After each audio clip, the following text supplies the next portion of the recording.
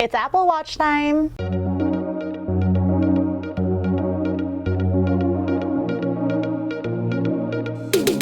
Good day, you beautiful people. Welcome to LAZADA's Tech, where we do tech in your life in style. In this video, we're talking about the Apple Watch Series 8. We're gonna be unboxing this thing. We're looking at what's new, putting it side by side with the Series 7. And I'm also gonna be talking about my experiences with this watch, having been wearing it for the last week or so. Let's start with unboxing.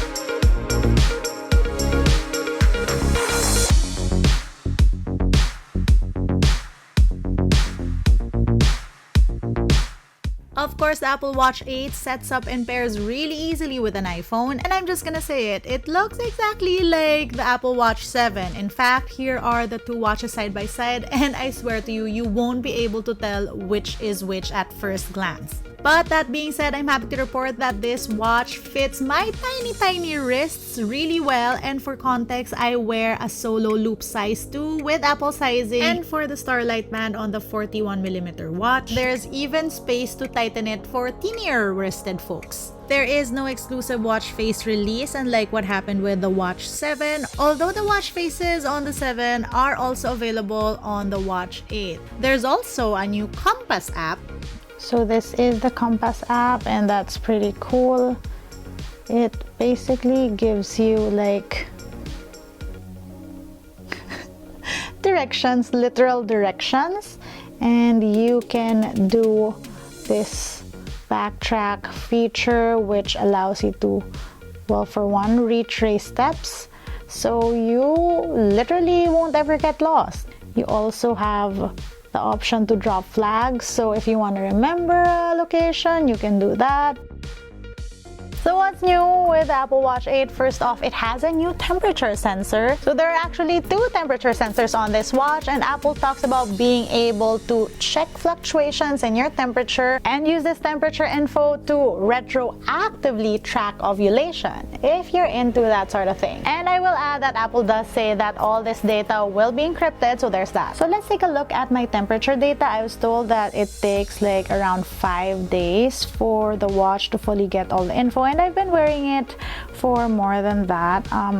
Show all health data. So again, it gives you all these details. I especially love this feature because I'm trying to be more mindful of like the volume levels around me. You have heart rate variability, resting heart rates. This is pretty interesting to me because it tracks my baseline temperature, and for the last few days my temperature has been lower. What's funny to me is that the last date was on the 6th, and then my temperature started dropping. Now, I got boosted, and folks get boosted, but I did get some side effects. I got chills on the evening of like the 8th or the 7th, which is pretty interesting to see here. For cycle tracking, this is what that shows you. So all the details you have here. So again, this retroactive tracking, this is not like medical grade or medically approved for ovulation tracking, but at least you sort of get an idea. And there's now even more detailed sleep tracking on this thing. This is all my sleep data, and as you can see, I don't get a lot of it, but it's good to see everything here.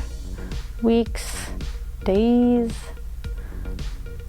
Man, I really need to get more sleep. Also nice.